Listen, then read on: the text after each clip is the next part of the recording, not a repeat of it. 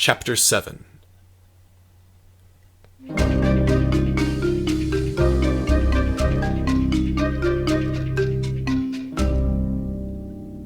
Jedi Master Carlotta Stritt crinkled her brow.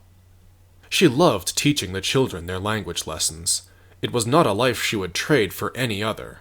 Her students were good little beings, inquisitive, respectful, and curious.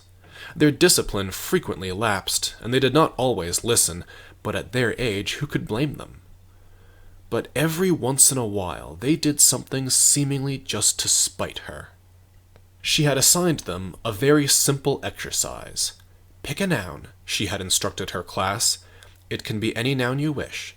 Then write the word is, or was if that applies. Next, write 4 adjectives that apply to that noun.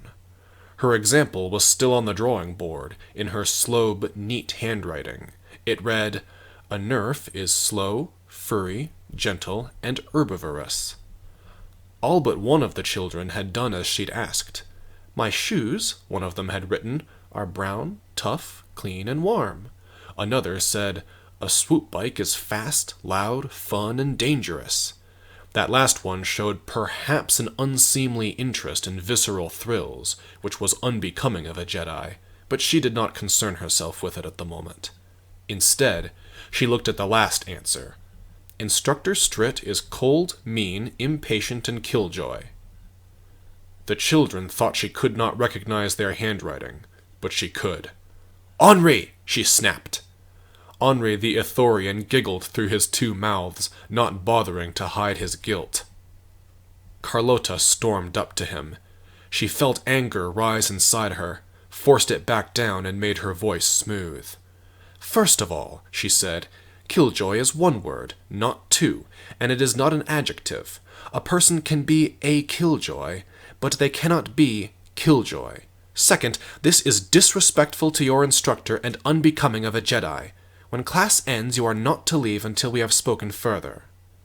She lingered a little to make her point, and the young ones responded with cowed silence.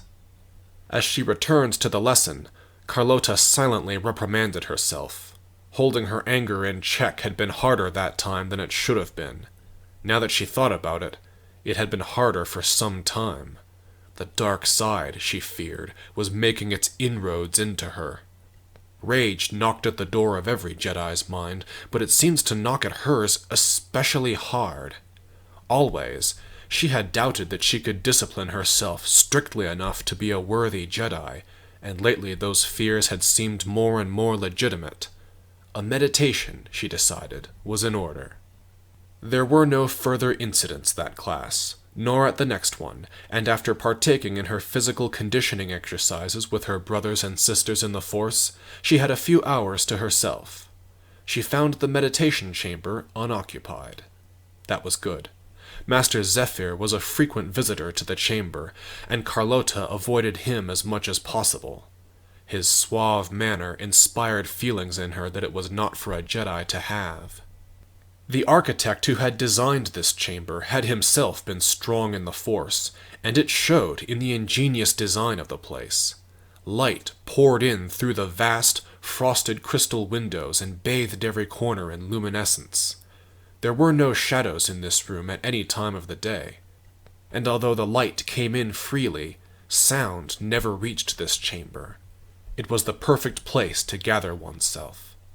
She knelt on the plain, comfortable cushion to do exactly that. The Force flowed into her, and she let it. Her consciousness expanded and brushed against the aura of every living thing on the temple grounds. She felt the other Jedi, life forces in harmony with the energy that flowed between them. She felt the grasses and trees and the animals outside. Her consciousness floated above the temple, looking down at herself and her brothers and sisters. Even though fear and anger always stalked at the corners of the mind, and children never listened to their elders as well as they used to, No, those were bad thoughts. She took care to breathe evenly, and tried again. She forbade herself to worry, and expanded her awareness further, beyond the atmosphere, across the stars. Something horrible touched her, and this time it did not come from her own mind. She recoiled at it, and her awareness crinkled like broken glass. But she did not break her concentration. With another slow, calming breath, she faced it. She saw a planet. She saw Prairie under vast blue sky, crisp and clear. She saw howling, screaming winds, and herds of roundhorns thundering across the plains. She saw rugged old speeders forging their way between hardscrabble towns. But something was wrong. It was not the emptiness of the wilderness that menaced her, but something in the towns. In the dirty streets there bloomed an all-devouring blackness. Evil crept through places unseen. The evil faced Carlota. It pointed its finger at her and demanded she come home. She stirred from her meditation. This could not go unaddressed. Until now, her fears had been mere feelings she was not supposed to have to begin with. But this was a threat, and that constituted Jedi business. She got to her feet. Finding the abbess was not difficult, and when Carlota asked for a word with her, she agreed without complaint. The venerable Selkath admitted Carlota into her private chamber, eased herself down on one side of the floor, and motioned Carlota to the other. "Now," said the abbess, in her cool, deliberate rasp, "what is it that you wish me to know?" Carlota told the abbess of her vision. "Fear is the enemy," she said. "I know that well. But I also know that danger can be very real, and I suspect that something disastrous is about to transpire on the planet that I saw." She realized she was getting ahead of herself. "You see, today I meditated, and I had visions of a planet to which I seemed to have some kind of connection, though I don't understand how." "Can you name it?" "I cannot. I saw Prairie, clear sky, and great herds of four-legged beasts with curved horns, and small towns as well, but I saw little else." "Yostin, perhaps?" "Why do you say that?" The abbess smiled. "Unless my memory betrays me." This was merely a formality. The memory of the abbess was as good as the Jedi archives themselves. "Yostin is the planet where Master Hoifun found you as a child." "Oh." Carlota tried to picture the planet of her birth, and an early memory restored itself to her mind. It was a memory that matched the planet from her vision. "Perhaps it was Yostin." "And what was it that you saw happen there?" "I saw nothing, but I felt a growing evil, and I believe that that evil specifically involves the dark side of the Force." "In your vision, did you sense any sign of the Sith?" The abbess said it plainly, but Carlota could hear the beginnings of disapproval behind her voice. Always the pacifist, the abbess objected to anything that smelled of warmongering. "I do not know." "Did it concern any Jedi, past or present?" "I do not know." The abbess nodded her understanding. "Jedi are not soldiers, but we do uphold the light side of the Force. You have had a premonition of evil, and it is your responsibility to at least investigate." Carlota's nerves tightened at the split infinitive, but she bit her tongue. This was no time for that. "Whom shall we send for this investigation?" A bubbly laugh. "Weren't you listening, Master Strit? The vision was yours, so you must go." "Me?" She stopped and gathered her thoughts. "But I have not been off the temple grounds for more than a year. Should we not send someone more acclimatized to the outside galaxy?" "I have great faith that you can handle yourself, Master Strit. And if you worry for your safety, then if I might jog your memory, I seem to recall that you could best anyone in your class in the sparring field. Your Form 3 defense was a credit to the art." Carlota blushed at the unexpected praise. "That was some time ago. My skills may need refreshing." "Then by all means do so. You have my permission to change your schedule to allow more time for martial preparation. But nonetheless, You raise a good point. Your former student Keither would do well to accompany you." Icy grip closed around Carlota's spine. Whatever was going to happen on this prairie planet, it was likely to be dangerous. That did not trouble her for her own sake. A Jedi's life was a sacrifice, after all. But Keither had been her first and last Padawan learner. She had spent the best years of her life teaching him everything she had known, and the act of teaching had taught her even more. He was precious. To put him in danger was a responsibility of greater magnitude than she felt ready to undertake. She welcomed assistance, but she wanted it from anyone but Keither, anyone at all. But she could not say this to the Abbess. Saying it would mean admitting that she had violated the Jedi tenet to avoid forming attachments, and it would also mean admitting her fear, and fear was fodder for the dark side. Carlota clamped down on her thoughts. She was a Jedi, and Jedi did not fear or grieve, because attachment was beneath them. "I will do it," she said. "I will find Keither Sry. I will enlist his help, and I will investigate the dark presence on Yostin."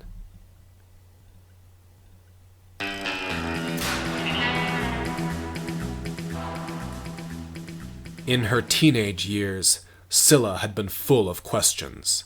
Life's unfairness had demanded explanation, and no one had given her any, but only told her to bear up and play by the rules. That had been no life at all. Now she was a Sith, and everything was clear. Morality was an invention of the weak and naive, and the only real crime was to be vulnerable. Almost 5 standard years had passed since her induction to the Sith. 5 years of training in secret, growing into her role in the world within a world that was the Sith Enclave. Before joining the Sith, she had been a miserable, confused worker ignorant of her own potential, then a desperate street rat who lived only to hunt for dust, even as that hunt hollowed out her body and mind. Now, with the stimulants Nahus had secured for her, she had almost forgotten what withdrawal felt like. Now she walked the streets in good health, in an outfit that made her feel beautiful and powerful. And with the dark side of the Force at her command, she could feel confident in her safety, even here on the bad side of Picton's Landing. Better yet, she had a home, an entire community from which she did not have to keep her powers secret. She also had her boyfriend, Jamar. Jamar was not a Sith. The other Sith Knights would have laughed at Scylla for choosing to be with an outsider, and years prior, Scylla would have laughed at it too. But time had changed her attitude. As a fresh-faced apprentice, she had had her fun with Sith boys, and found them to be full of surprises. But over the last few years, she had grown tired of surprises, and found that Jamar suited her needs perfectly. He was a product of the Picton's Landing shanties, self-reliant, street-smart, and outwardly fearless. To add to that, he had a wholesome, marble statue handsomeness that belonged in a better neighborhood. He could never be allowed to know what Scylla was, but that only meant that he and her life as a Sith belonged in separate compartments, a familiar arrangement. Besides, the charade was not hard to maintain. In these parts of the city, almost everyone dressed to intimidate, so the Sith blended in. Jamar, and everyone else, mistook her and her colleagues for a simple gang. "So," he said, as they walked along the canal, the closest thing the neighborhood had to a scenic walkway, "gonna be going away for a while? Don't forget me. I don't want you to be like other spacers, a lover in every port and all that foolishness." "I've been on a half-dozen of these trips," she told him, "and now you start to worry?" He faced her with a broad, closed-lipped smile. "Maybe I'm just teasing." Hand in hand, they walked to the end of a dead-end street where it unceremoniously dumped out onto a dirt lot. A generation ago, during the war, a munitions factory had stood here. Now it was a gathering place for food speeders and meal carts that ringed themselves around the mass of overturned barrels and scrap metal tables that served as a food court. Scylla and Jamar found their favorite food vendor, ordered their comfort food, and Jamar casually paid for both before they sat down. "Why do you do that?" asked Scylla. "Do what?" he asked, with a full mouth. "You always pay for my meal. No one else around here does that. The Sith boys never had." He swallowed. "It's not something I learned from my parents, if that's what you're thinking. I had a friend in school always paid for girls' meals, and they loved him for it. Didn't take a genius to figure out why." His girlfriends were poor and hungry. They were using him. "Oh yeah? You're not poor, and here you are." She shrugged her shoulders, happy to cede the debate. The meal concluded in peace. On any other day, Jamar would have invited her back to his apartment to spend the evening, and Scylla would gladly have accepted. But the time was nearing for her to report to the landing pad. She did, however, agree to walk back with him to his apartment. That much she had time for. On the way back, she felt a brush against her shoulder. She turned around to see a Nikto woman walking the other way. "Did you do that?" Scylla demanded. The Nikto turned. Back off." Scylla felt her pockets. Nothing seems to have been stolen, but she was not interested in taking chances. "You were trying to steal from me, weren't you?" She stepped up to the Nikto, unworried at being almost half a head shorter. "Try it again, Slimo, I dare you!" The Nikto shook her head. "You've been chewing on spice." Scylla almost forgave that, but then the Nikto did something stupid. She brushed past her again. Scylla seized the woman's shoulder, put a foot in front of her legs and twisted, tripping her onto her face. She pinned her with a boot on her back. "Now what do you think of me?" She worked up saliva in the bottom of her mouth, spat on her, and stormed off. It took her a few minutes to cool down. It had been a long time since she'd gotten that intense with a stranger. "You really didn't have to do that," said Jamar. "What do you mean?" Her nerves tensed. "You knocked her down, and that was fine, because you gotta make him sorry for getting in your personal space. But then you spat on her. You'll just make him mad doing that." "You've lived in this city longer than I have. You, of all people, should know that force must be met with force." "I told you, I get it, but, there's such a thing as too much." Scylla gave a disgusted laugh. Other women, she imagined, had men who had their backs, but when violence threatened, all Jamar seemed to want was to drag her down. They walked the rest of the way in silence. At the building that housed his apartment, a female face poked out from a second-story window. "Scylla, you're back!" Flatly, Scylla asked, "Were you expecting me to disappear?" "You're going on a mission somewhere. You told me you left by noon." "I told you that once, a few weeks ago." "Yeah? What's your point?" "Forget it. The timetable moved, and we depart shortly, but not yet." "Did you get my cousin in trouble?" Jamar laughed uncomfortably. "Let it go, Garissa." "You did, didn't you?" Garissa vaulted out of the window, onto a convenient lamppost from which she dropped to the ground. "Listen, Scylla, my cousin doesn't know how to say no, so you'd better not take advantage of it. Understand?" "I'm standing right here," Jamar reminded her. Some days, Scylla counted Garissa as a friend, and shared with her as much of her life as she safely could. This was not one of those days. Taking a moment to contain herself, Scylla replied, "Jamar does not take orders from you, and neither do I." "Look, I just worry, okay?" "That much is clear." "Oh, come on." Garissa opened her arms. "I didn't mean to be overbearing. Let's hug it out, all right?" Scylla turned her back on them. "I will see you both later." Those were the last words they heard from her, but they were not the last words Scylla heard from them. After walking out of sight, Scylla took a route that curled around the block and brought her back within earshot, so she heard their voices from the other end of a short alleyway. "Think about this. She's a spacer," said Garissa. "We know that, and she won't tell you what kind she is or what her gang does." "Hey," said Jamar, "it goes both ways. She hasn't asked about my past either." His tone grew sad. "Really, she never asks about me at all." "She might be a smuggler, Jamar, or worse. I don't want her to get in trouble and pull you into it." "You worry too much." "No, I worry appropriately." Well, you just let me worry appropriately about my own business.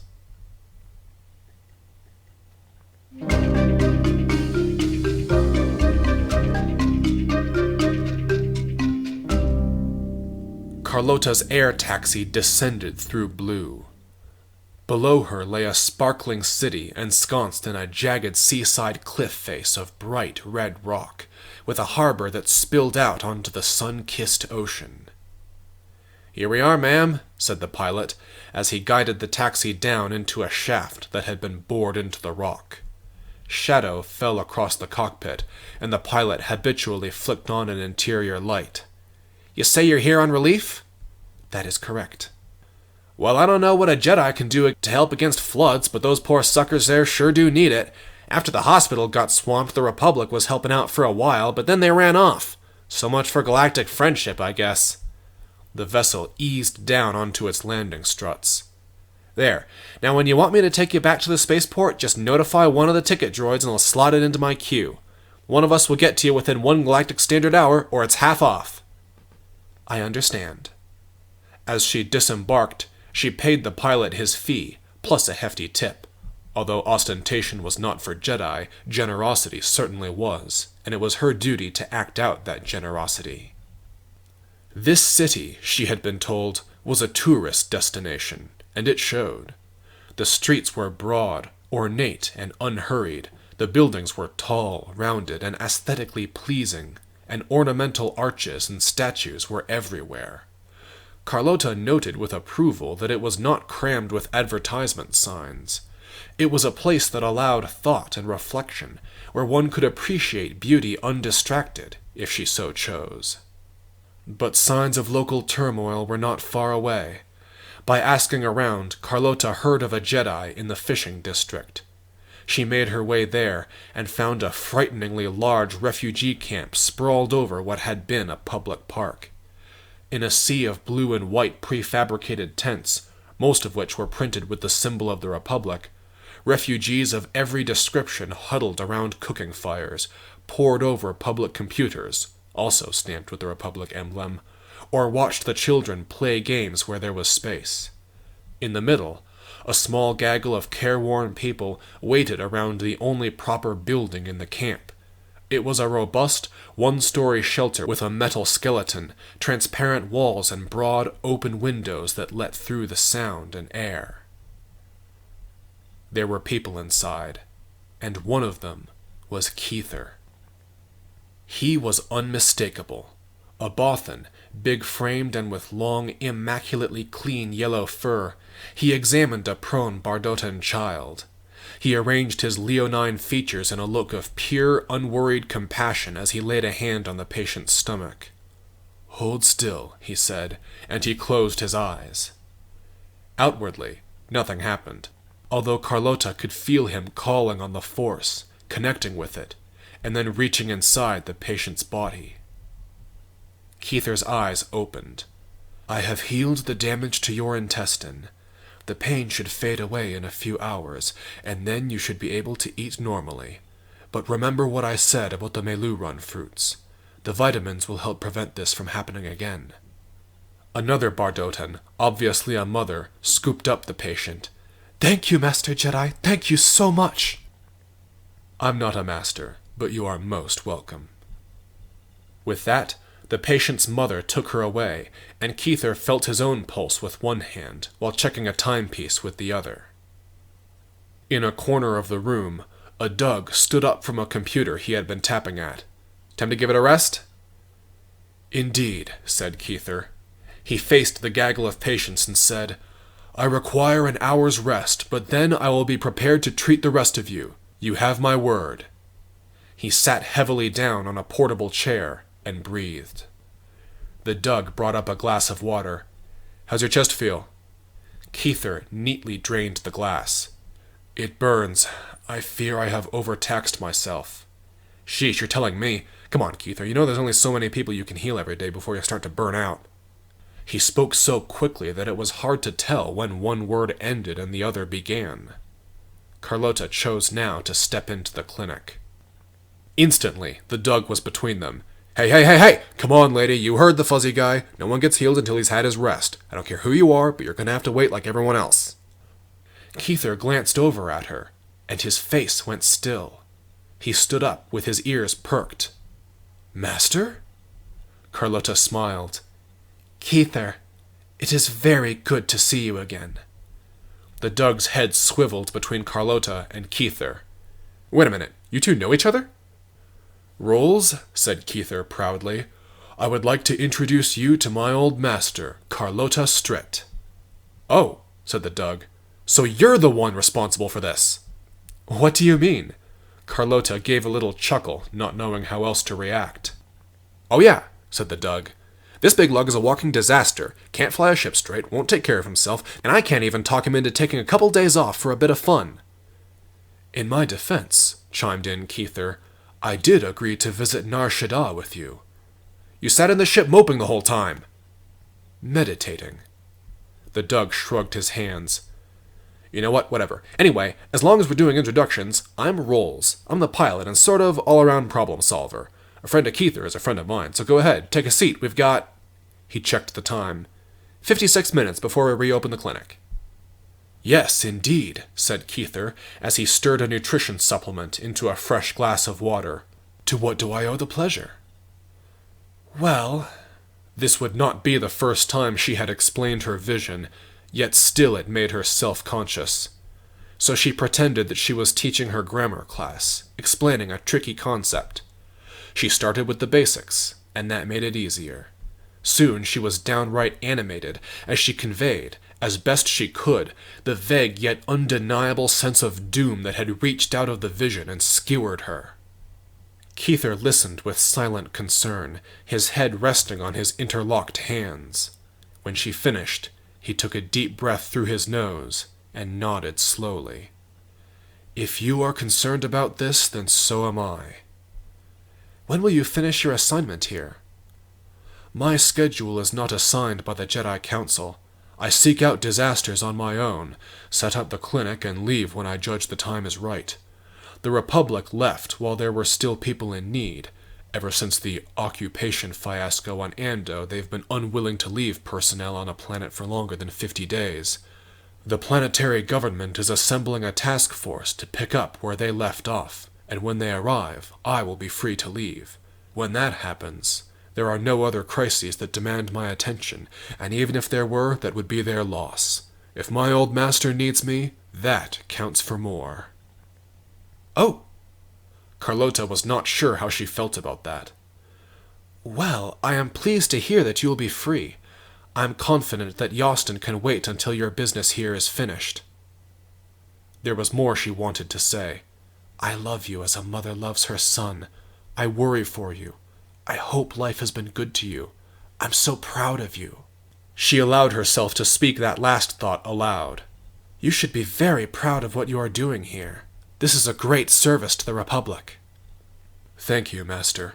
Every day I am grateful I have the ability. There was a pause. Can I assist you in any way? She asked. I'm afraid it's not likely. Our clinic is set up for 2, and Rolls handles the logistics. But I'm sure we can find you a place to stay for as long as we're here. Rolls jumped up from his seat. Yep, that's my cue. So, Carlota Stritt, huh? Did you bring your own ship? I did not. Great. Easier to keep track of. My ship's set up for 2 bunks, but we can arrange it for 3 instead. It'll be tight, but hey, that's life. What have you got for baggage? Only what I have on my person. Wow, you travel light. Come this way, I'll get you set up. He turned away, but then looked over his shoulder. Keither, if I'm gone, will the clinic blow up? Keither smiled. On my honor, it won't. Rolls made a scale with his hand and tipped it one way and the other. 50-50. I'll take it. Come with me. The Doug led her to a jaggedly tweezer-shaped ship the size of a small house. It had no weapons that Carlota could see, although she was not an expert in such things, and the underside was painted silver, as if to camouflage it against the sky. Here she is, said Rolls.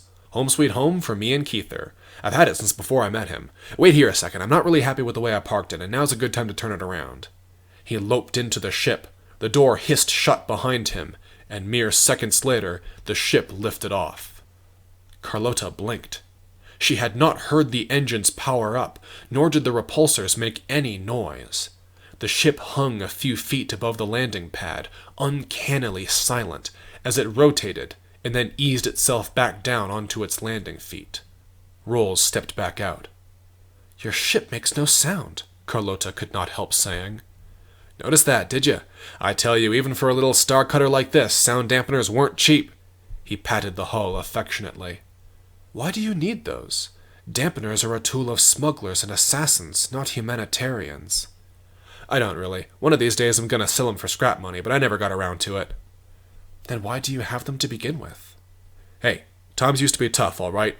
Not everyone gets to grow up in a monastery and get 3 square meals a day with Actu sauce, all for free." "Do you attach some special significance to Actu sauce?" "Just an example. The point is, the past is in the past, so let it be, okay?" "I accept that." The Jedi did, after all, believe in redemption and forgiveness. She followed him into the ship, where he arranged some furniture that latched onto hardpoints on the floor. "There," he said. "Now we've got room for 3. It's kind of plain, but you Jedi like it that way, don't you?" "Indeed, we do." Hey, before we go, I got something to tell you. Now you gotta listen to this. This is pretty heavy." Rolls swallowed, and for the first time he slowed his voice down. "Look, about Keither. I know I tease him, but I love the big furry guy. I really do. I got a good thing going here, working with him, and I don't ever want it to end. So listen up. You say you need him to go off and do something dangerous, but you watch his back, alright? If you get my buddy killed, there's gonna be trouble. You hear what I'm saying?" "I was tempted to tell you something to the same effect. I think we understand each other perfectly." "Alright. That's good. I'll take it." And he ambled out of the ship. Carlota hugged herself. Rolls brought up a point she had not wanted to acknowledge. Her mission would indeed put Keither in harm's way, and if he came to grief, the responsibility would be hers. "We'll be fine," she told herself. "We will go. We will conduct our business, and we will return to life as normal. There will be no surprises."